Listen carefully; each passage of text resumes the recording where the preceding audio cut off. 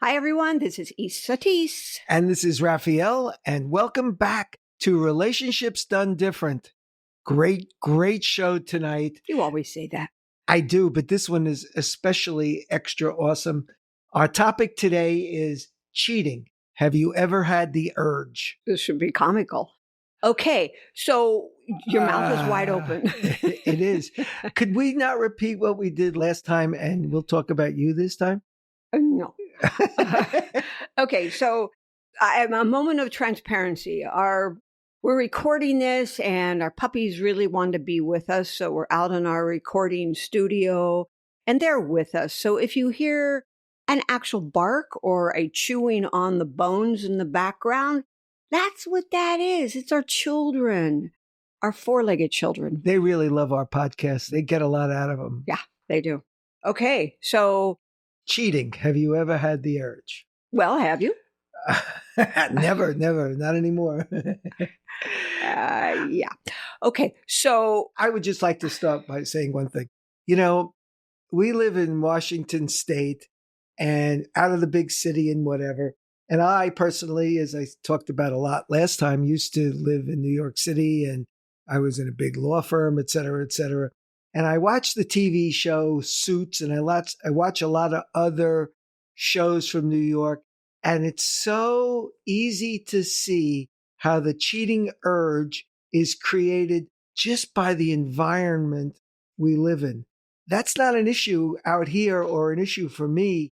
But I have to tell you, when I see the amount of suggestion, sexuality, great looking bodies, men and women just looking to attract the other sex, it's just amazing to me. And I can really, really appreciate how that can really affect you without you even being aware of it.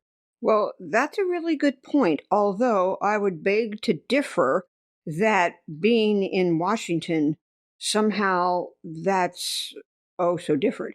And yes, from one... Oh, so maybe I've changed. You think? Well, it's not just that. And exposure is an important thing to consider. Because, let's put it like this. If you're an alcoholic, you don't want to be a bartender.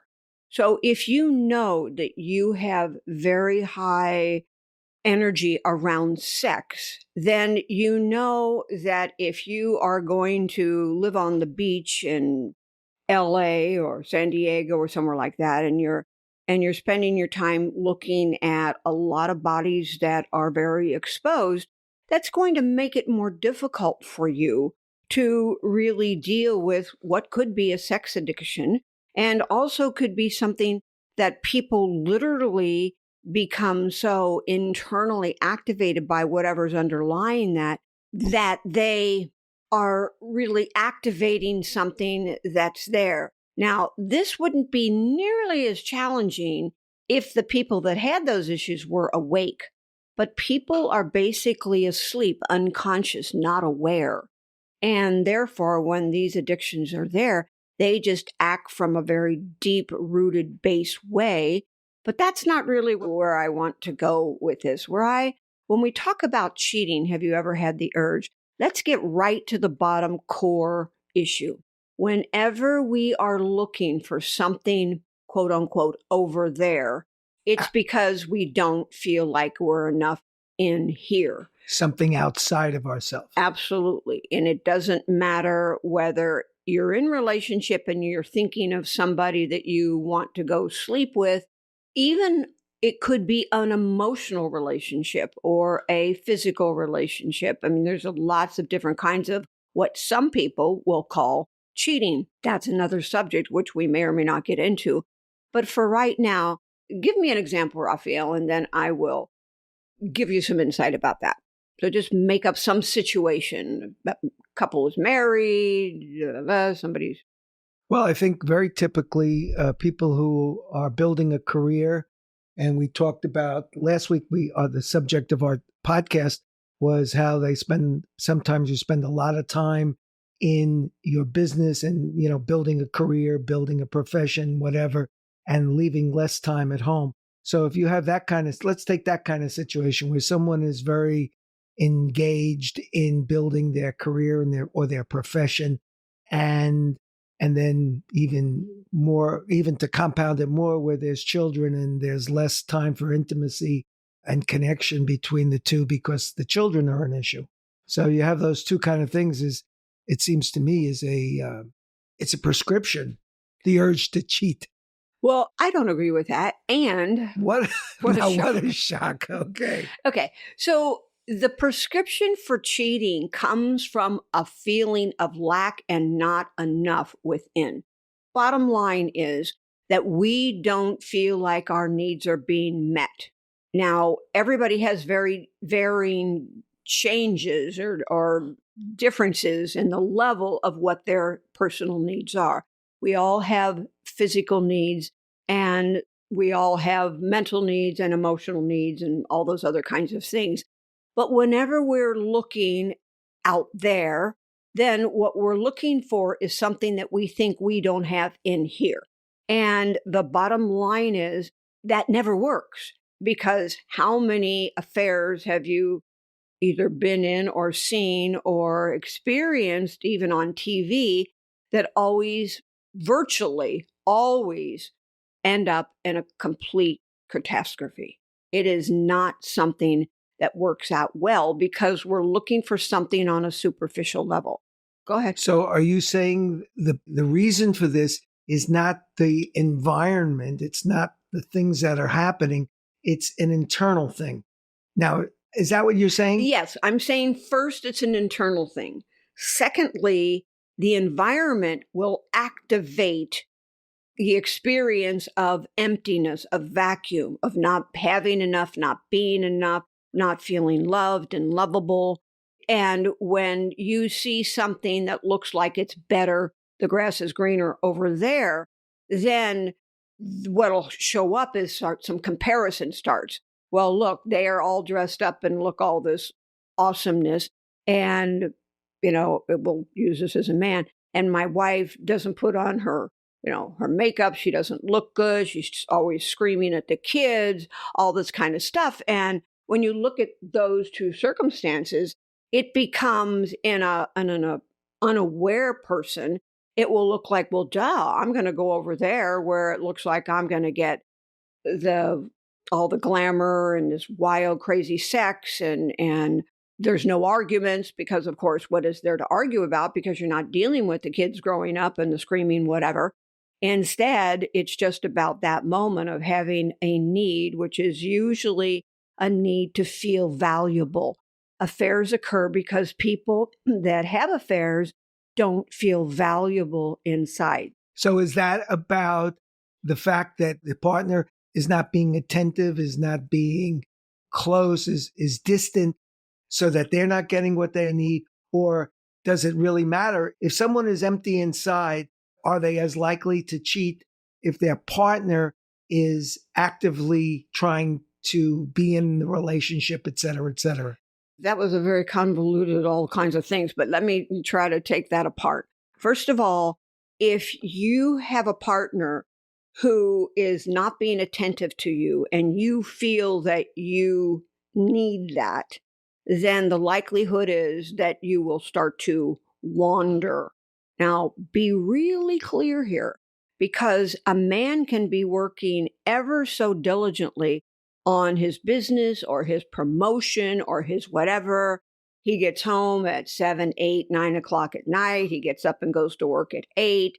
He's not spending any time with his wife or his kids. She feels like she's a not paid babysitter, and her personal value starts to tank as well.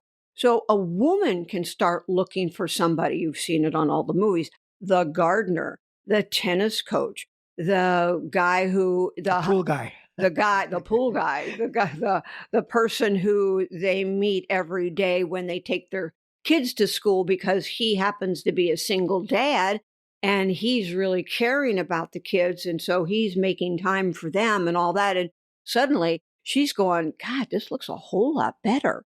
And so she'll look there many times to get her own personal sense of value handled. Meanwhile, the guy may or may not be, working late hours with another woman.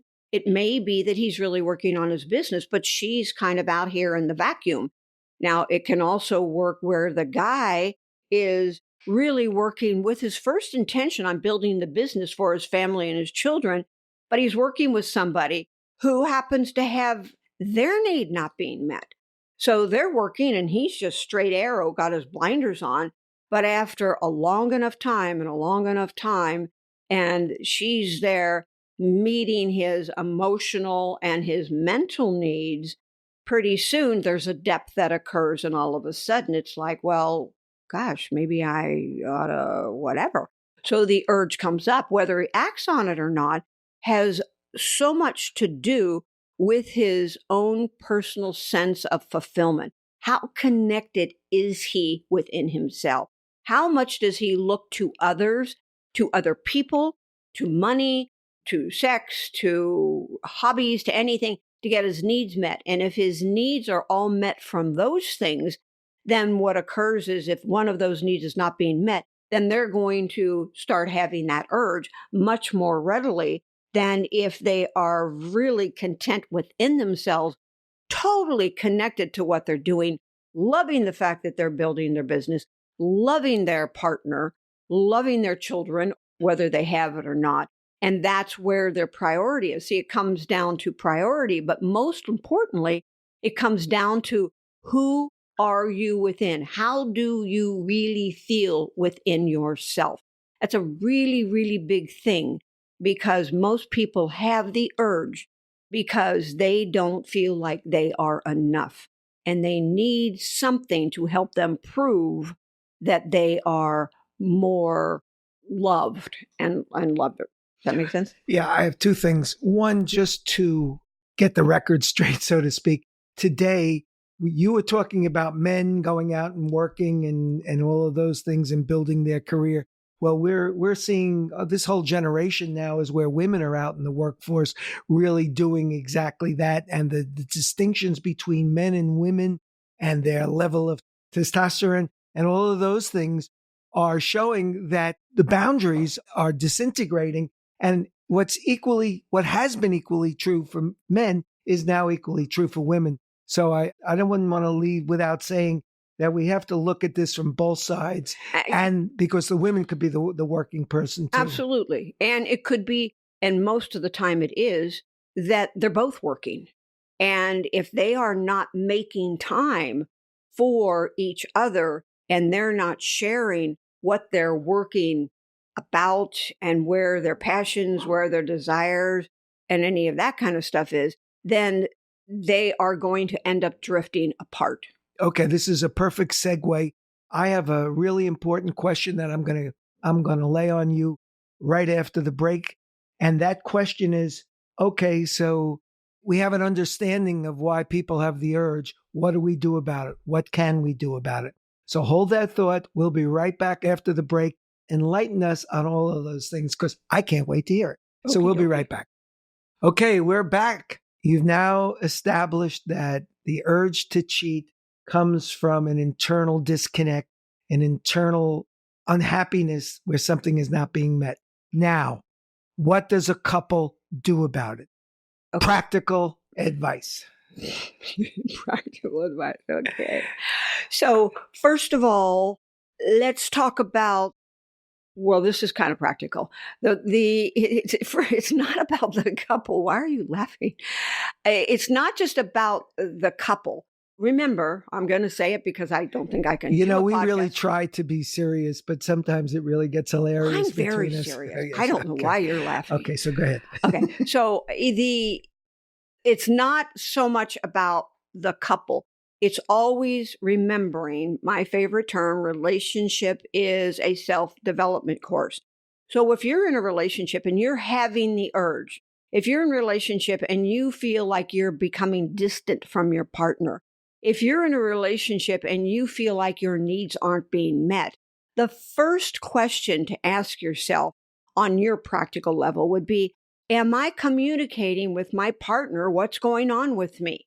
Are you sitting down face to face, not text, not email, not on the phone, but face to face and saying, this is something that's going on with me, and I want to share this with you because I don't know what to do about it. And I'm not even saying that you know what to do about it, but I want to open it up. That very act will open the door. Now, your partner is either going to say, oh my gosh, I'm so glad you told me because I didn't realize I was spending all this time over there and I wasn't attending to you, or vice versa. So that the communication is extremely important on what I'll call an external level within the relationship. And from there, make some agreements, reschedule your life, determine how much time you are going to not be able, but are committed to making with each other.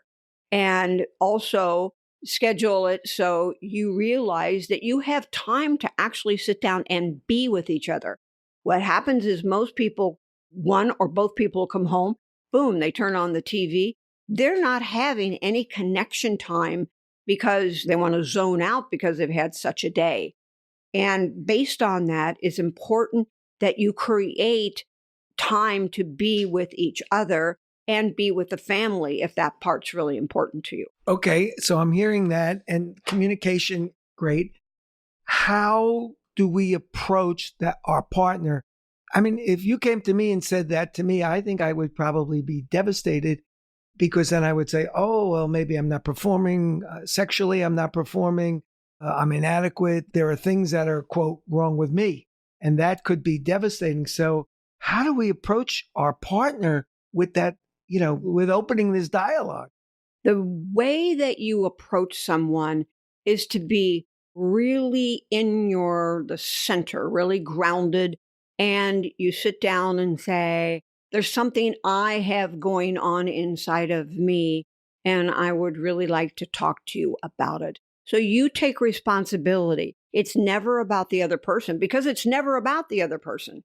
It's always about how you are determining and perceiving your moment. But that aside, I just have to get to really the core of what's going on here. All of these things that we're talking about here, these are all symptoms of a lack of connection. These are all of the things that happen when we don't know whom it is that we truly are. That's why we do the work that we do, is to help people wake up to what's true in life, within themselves.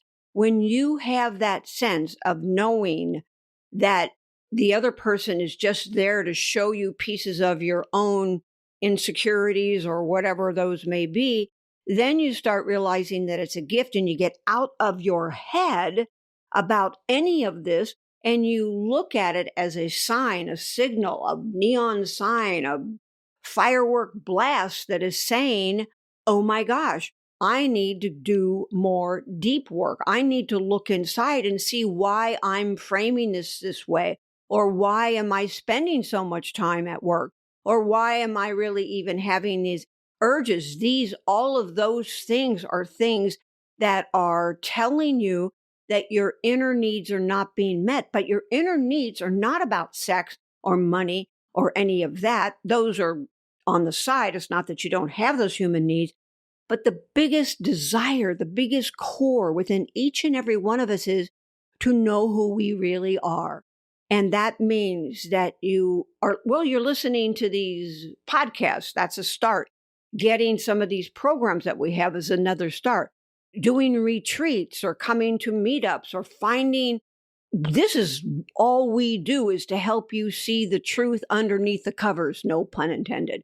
Because it is not really about what's happening in bed. It's not about the urge. The urge is a symptom that you feel empty and not enough inside. And some people will stand there and argue with me, because I've had it happen. No, it's a physical need. And if I'm not getting it at home, daggone it, I'm going somewhere else to get it. Well, that's great. That is a completely asleep way of looking at it. And you can keep doing that. But notice that it's temporary. Remember, everything is temporary. And so you can go have a fling, or you can have a one-night stand, or you can have a 5-year affair. But are you happy? Do you feel at peace? Do you feel like you're enough? Can you go day to day and not have all these external factors try to prop you up and still feel alive in life? Do you love your life if you don't have all of the external things, people, and things that you do to make you feel whole and complete? I promise you, if you have the slightest bit of awareness, you'll know the truth, which is no, because the money doesn't do it, the sex doesn't do it, the relationship doesn't do it, the kids don't do it. They are temporary forms of happiness. Yippee, that's great. And I'm saying that that's great to have those. But if you really want to know joy, if you really want to know who you are, then you have to stop looking out there, over there, and move your focus to in here. Who am I and what am I doing here? Who am I and what am I doing here? And you start getting support and awareness that will open up the mind that has not been invited to consider other ways of thinking about life, to where you start perceiving things differently, where you stop blaming, you stop judging, you live with an open-hearted compassion, you live with your arms wide open. Right now, those of you that are have the ability to do this, stand up, put your shoulders back, and put your arms wide open. Live with your heart and your chest back in a state of openness, because when you do that, you're allowing new thoughts and new ways of being to occur in your life. If you really want to know why you have the urge, I will repeat it again. Go inside and find out what it is that you are really about. So everything that we do in this work will lead you there. There are other people that can do that as well. I'm not saying this is the only way. This is a way, and it is powerful, and it's intense, and it's deep. And no urge will ever come except to know more about who you are once you open up the door that shows you what the real urge in life is about, which is to become fully aware and in total state of joy and peace. Wow. Okay, so I'm speechless, actually. But I want to ask one last question before we go on to our question we have a question today from New York. My question is, very often we start a relationship, it's really hot, we're really connected, or we think we're connected. We go for 6 months, 8 months, and then all of a sudden, the fizzle seems to go away. Can you relate that to what is happening with what you've just said? When that occurs, it is because of what I just said a few moments ago. Whatever you have that is coming from an external satisfaction, if you will, is temporary. Everything is temporary. Therefore, you live off the energy of the initial, your ego feels good, you feel alive, your sex life is being met, you feel happy, proud, whatever all those words are. But people, it will never do it. It will never handle it. And so when you see that occurring, realize that that is a wake-up call. Everything is a wake-up call. Your relationship is a wake-up call. Your feeling of not enough or the urge to go somewhere is a wake-up call. Your sense of helplessness is a wake-up call. When somebody is unkind to you and you find yourself reactive, that's a wake-up call. Every moment is a wake-up call to help you recognize that the game called life is about recognizing when the wake-up calls are coming and then move your focus towards the inner part of what's true in you, not what is temporary out here. Because even your body is temporary. Everything is going to come and go. Just get that clear. Everything is going to come and go. So if you put all your eggs in the basket of it's going to go, then you're never going to know what it is that you really want to know. If you put all your eggs, so to speak, in the internal part of you, which is never ending, cannot die, couldn't die, can't really even do anything except be itself, then you will feel whole and complete. And what happens is when you really feel whole and complete from the deepest core of your being, then what happens is all of that fills up and overflows into your outer world. And suddenly the urge is about the love. The urge is about living another day in joy. The urge is to express that love to other people. The urge is to spend amazing time with your family. The urge is to let all of the intelligence and all of the emotional passion of what you're here on the planet to experience and express, that comes out. But it is sourced from the inner engine, not from the external temporary, that's going to go away. Okay, that's really great advice. And I really appreciate that. And I would suggest people listen to that again because there was so much in there. I was vigorously taking notes. Awesome. Okay, so Esateys, we now have a question from Rick from New York. And he's referring to the program we did last week, which is what comes first, your job or your relationship? And his question is, and this is a really great question, I am starting a new business and I'm spending most of my time focused on it. I feel badly. What should I do? Re-listen to the podcast from last week. Many times. And recognize that guilt is another gift for you to recognize that it's a wake-up call. On a practical level, because every once in a while Rafael likes me to be practical in day-to-day, what I would highly recommend is that you sit down with your family and children, if you have them, and say, I'm building a business, or Daddy's building a business. I've got this new thing that's happening, and for a certain period of time, and then you determine that period of time, say 6 months or whatever, I'm going to be needing to spend extra time at the office, and I'm going to be needing to do certain things even when I'm home. But I want you to be on my team. Are you willing to do that?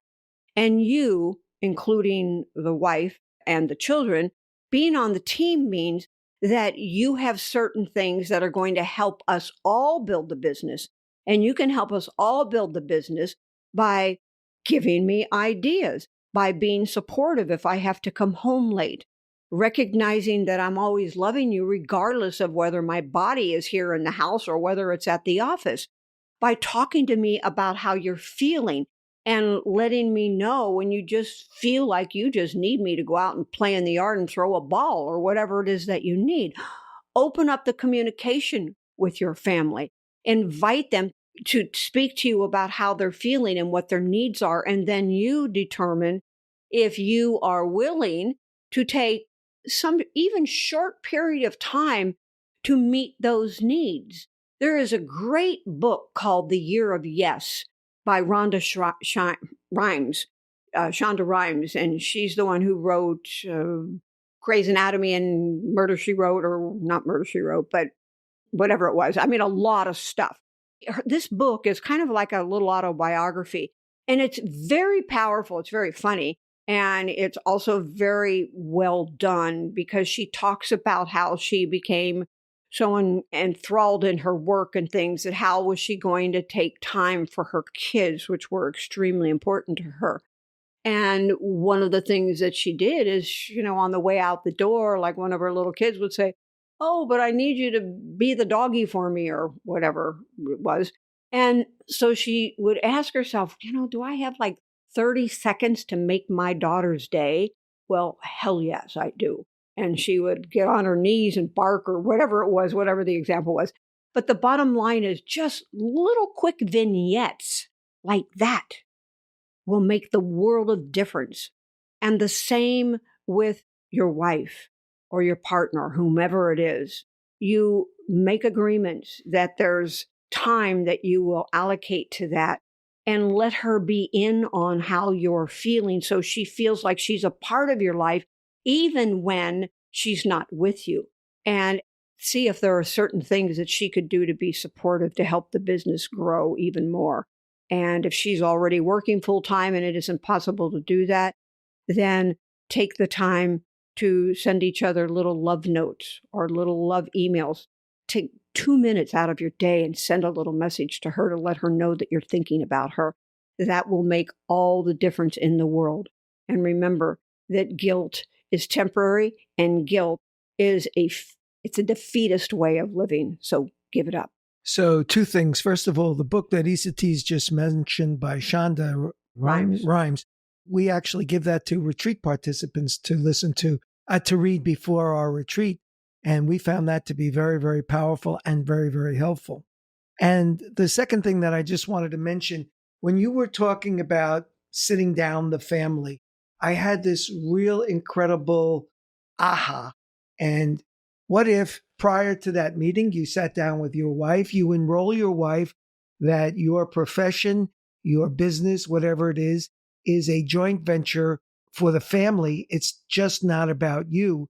So when you approach the family what you said earlier was, I am starting a business, or I need 6 months, or I need, change that to we, so that this becomes inclusive with you and your partner. And then the children, enroll the children into that. So we, all of us, are building our financial future together. We're committed to being with you, and whatever sacrifices or things are going to come up, we're going to try to minimize those. But if it happens, we want you to know. But most importantly, we want you to be part of this whole endeavor and make this a whole family affair. I think that, is an awesome, awesome idea. I think that's a really great way to put it. And yeah, I'm a yes for that. I think that's great. Yeah, awesome. So I think that just says a whole lot about creating a life together where everyone is participating and enrolled together. Okay, so now, Esateys, we have our question of the day. You're ready? I'm ready. Okay, remember, these are rhetorical questions. You're not looking for an answer. You're just going to repeat it several times a day and just notice what happens in your life and how your life has an opportunity to give you different perceptions and different options to make. The question is, what if I allowed all of my needs to be met within first? What if I allowed all of my needs to be met within first? When you do that, it's just what I've been saying all throughout this program. You will find that you will be so full that you will overflow. And when you're overflowing that love and that sense of satisfaction in the fullness of who you are, your life will absolutely shift. So just open up that possibility. What if I allowed all of my needs to be met within first? I just want to remind everyone that what Rafael said earlier, you've heard me speak about it before, the relationship reboot system, which is made up of 3 separate programs. And it's very powerful to help you better understand yourself, your partner, and how life can work for you. I also want to remind you that I do relationship coaching and have a special package about that if you have any interest in doing it. And if you want more information on either of those, on our website, www.esateys.com/relationship coaching, will take you to the page where we explain our coaching program for relationships.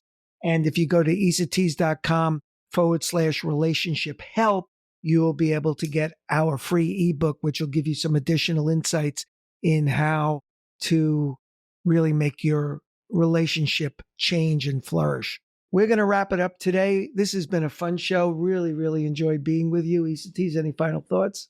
It's all about you, and it's all about your internal connection, and it's all about you knowing that you are worth loving, and that has to come from within first.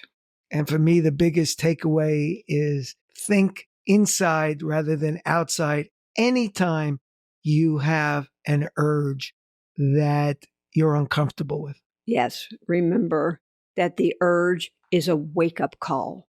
The urge is a message. The urge is a gift that something internally is trying to get you to see that there's more to life than the temporary world that you've been focusing on. Okay, well, we'll see you next week, and you guys have a great week in the interim. Feel a hug. Take care. Bye for now.